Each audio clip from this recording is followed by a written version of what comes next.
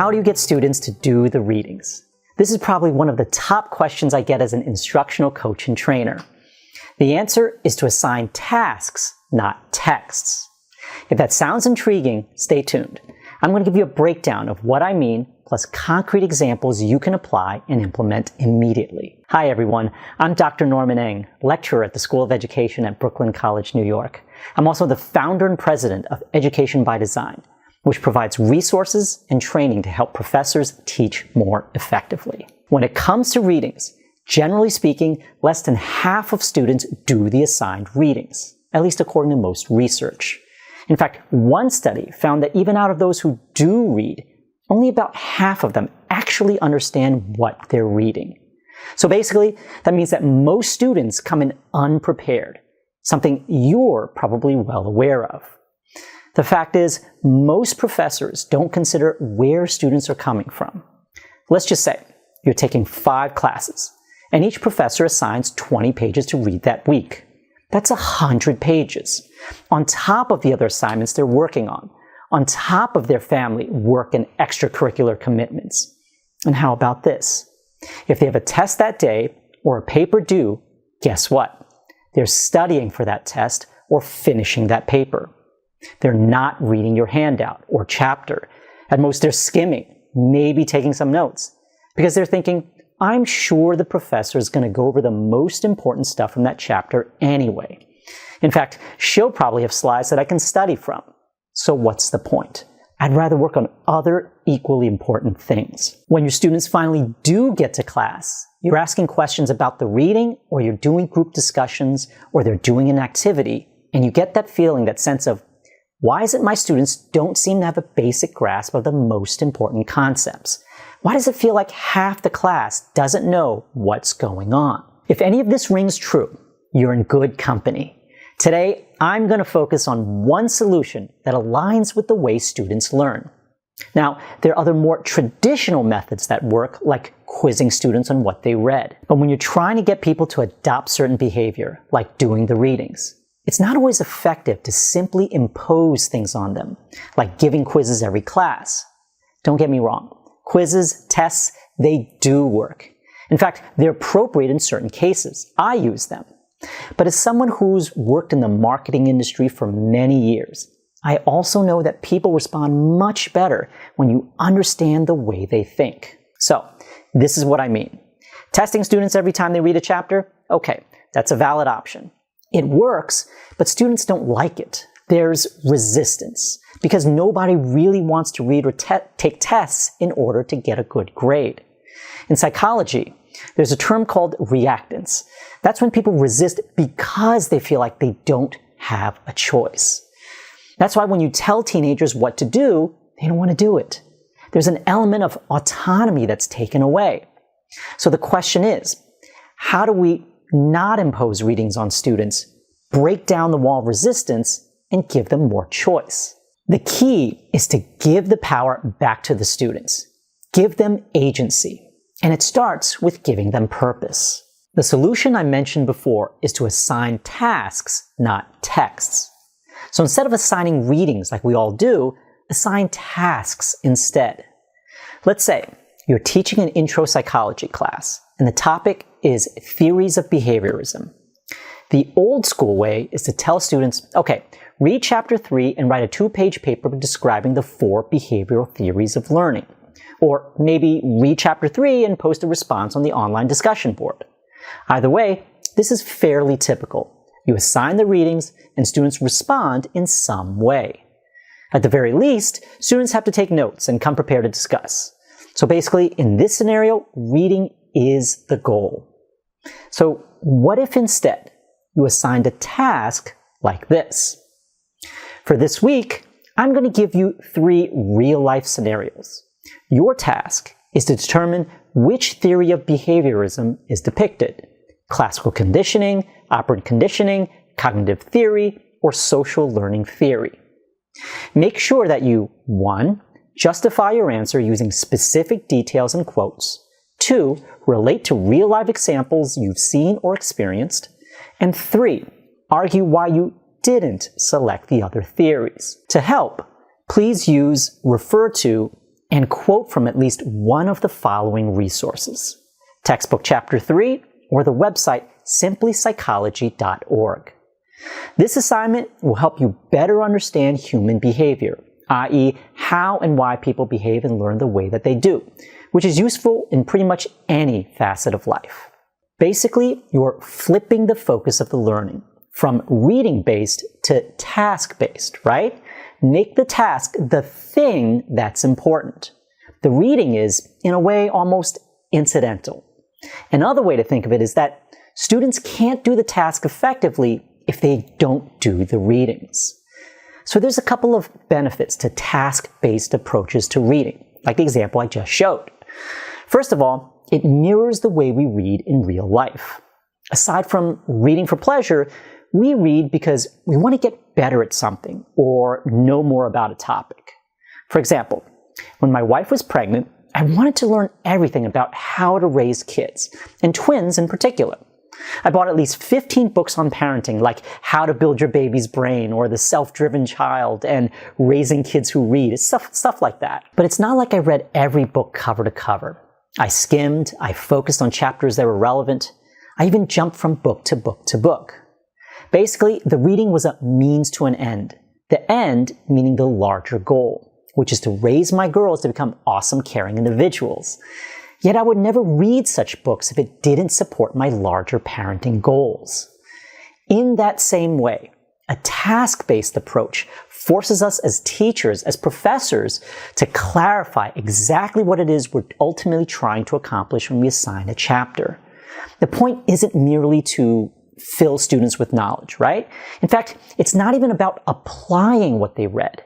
No, that's still a backwards idea. The mindset is almost to relegate reading to second-class status. I know this sounds controversial, but reading is a means to an end, a point on the journey towards some larger goal. Listen, reading for pleasure, reading for the sake of reading has its time and place. But for most disciplines, I'm trying to completely revamp the way we think about the role of reading.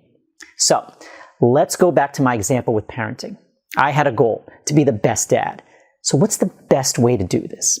I'm definitely going to read books on this, but I'm also going to read blogs from experts. I'm going to check out podcasts on parenting. I'm going to join online forums and get advice from real parents of twins. I'm going to talk to actual people, right? This is how we operate in real life. I have a goal, and then I determine the best resources to reach that goal. What if we approach the topics we teach the same way? Instead of the goal being the reading, we give students some sort of task they need to accomplish, and then we let them run with it. They decide what resources to use, even if it means they YouTube it or ask some AI platform. Then they do the task, whether it's a paper, a video, or whatever. In the end, the reading is just one of the many resources they use to accomplish the larger goal. The point is that they learn the topic, right? No matter what medium they use. Now, I know what you're going to say. We can't give that much freedom to students, partly because so many of them don't know what's a credible source to use and what's not. I get that. We don't want them using Wikipedia for everything, or AI. That's why in my example with the Intro Psych course, I provide two choices for students, the textbook and a website, because both sources have been vetted by me. And you want them quoting from, or at least referring to, these sources. You might decide to give a third option, like online videos or a handout. In fact, I definitely recommend providing 2 or 3 options. In other words, don't just use textbooks. Pick resources that engage multiple learning modalities: reading, watching, hearing, etc. Multimodality or multimediality, that's using multiple media, is part of universal design for learning, which is one of the best ways to approach teaching and learning. That's how you get more students to, quote unquote, do the readings. Because it's not about the readings anymore. Let's look at another example. This time for an education course I teach called Math Methods, which is a course where students learn how to teach elementary school math. One topic is how to teach multiplication of 2-digit numbers, like 26 times 13. Students have to read Chapter 9 on estimation and computation. So instead of assigning this chapter to read and coming up with some sort of reading response, I might suggest assigning the following task. This week, you're helping Jalissa, who's 8 years old and in 3rd grade. She has trouble multiplying 2-digit numbers. Conceptually, she knows that multiplying has something to do with groups and numbers getting bigger. Yet the traditional way to multiply is too abstract for her. How would you teach Jalissa? Your task is to figure out the best way to teach multiplication using base 10 blocks. Consider the strategies from Chapter 9 and decide which ones resonate most with you and which you think would actually help her. Write a 2 to 3 paragraph plan justifying your instructional choice. Make sure to refer to ideas and strategies from Chapter 9.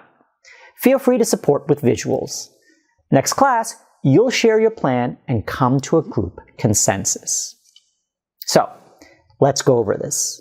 Here, the goal and purpose are clear: to figure out the best way to teach multiplication. A task like this is, first of all, valuable because it directly relates to building skills that undergrads will use as future teachers.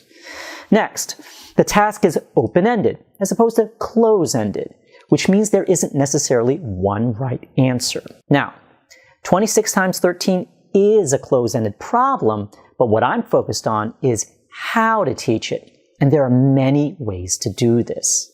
Also, open-ended problems, they encourage multiple perspectives and voices to be heard, and because of that, they'll likely broaden the collective intelligence of the class, especially when students share their solutions. I've had students say things like, "Wow, I never thought of that perspective before." That's authentic student-driven learning. Anyway, one last thing about this example. See the last part of the assignment? Next week in class, you will share your plan and come to a group consensus.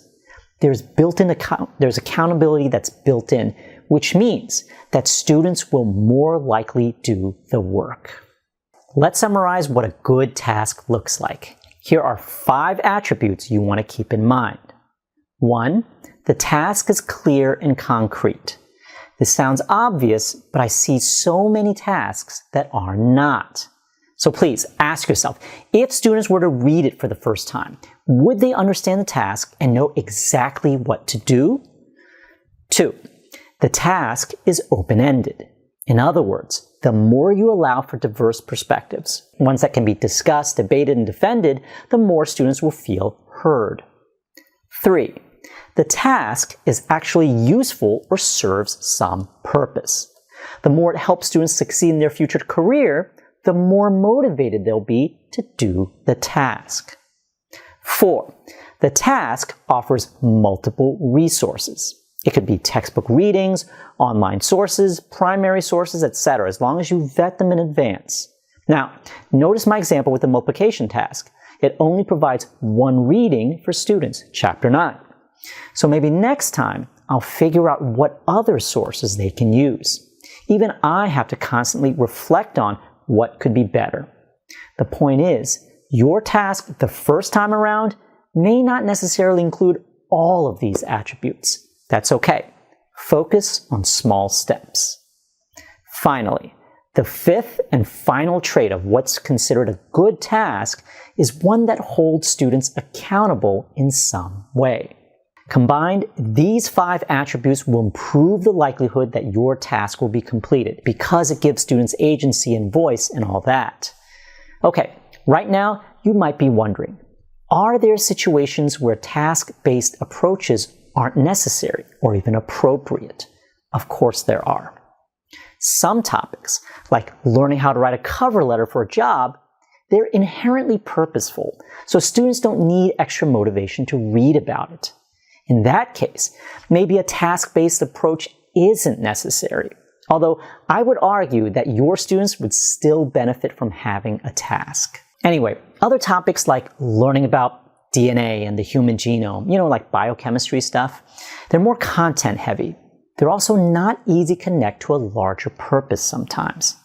Maybe that's when it does make sense to quiz students after each reading or make it more high stakes. The point is, the task-based approach is just one way to hold students accountable for the readings. I find that it's the most natural fit for students, so I recommend starting with this, even if you teach a biochemistry course. Find that goal or purpose behind the readings, and then design an assignment towards that. And if it doesn't make sense to do so, then you explore other ways like quizzes and reading responses. So, to end this session, I'm going to summarize the 4 steps to get students to do the readings using my task-based approach. I'll give more examples for each step. Step 1. Decide on the task and the reading up front, based on whatever topic students are learning that week. Keep in mind the task should align with some larger goal or purpose whenever possible. For example, let's say I'm a writing instructor, and my goal this week is to make sure students can support persuasive essay writing with details and evidence. For the reading, I'm going to allow them to search any online resource, as long as it's from a .edu or .org website. In other words, they can Google how to use evidence for persuasive writing and reference from any number of universities or organizations that's listed on the first page. But students can't use ChatGPT or someone's blog, right? This way, I keep the list of resources flexible yet reliable. As for my task, I'm going to ask students to write a 2-page persuasive essay using supporting details or evidence. Simple. Okay, let's move on to step 2. Frame the assignment in terms of the task only. Don't worry about the readings in this step. They'll be incorporated in step 3. Using the persuasive writing example, I'm going to ask students the following. In a 2-page paper, convince your classmates about one of the following topics. 1. The best way to study for a test. 2. The best way to take notes for a class. Or 3. The best app or tool to organize their school workload. Use specific reasons, details, examples, or evidence to support your claim. So now that you framed the task, let's move on to step 3. Add the readings as a recommendation. For my example, I'll tell students, to help you write your persuasive essay, refer to any online writing resource, as long as it's from a .edu or .org website. I might include more details, but for the sake of brevity, you get the idea. Finally, step 4. Tell students how the task will be used and how they'll be held accountable. Example, you will post your essay on Canvas discussion board, and next week in class, you'll do peer edits. Now it's up to you whether you want to grade the task, do a class discussion, or in this case, have the essay peer edited. Whatever you decide to do, remember, it's all about building in some accountability. Let's put all 4 steps together. Here's the whole task, what the students actually see.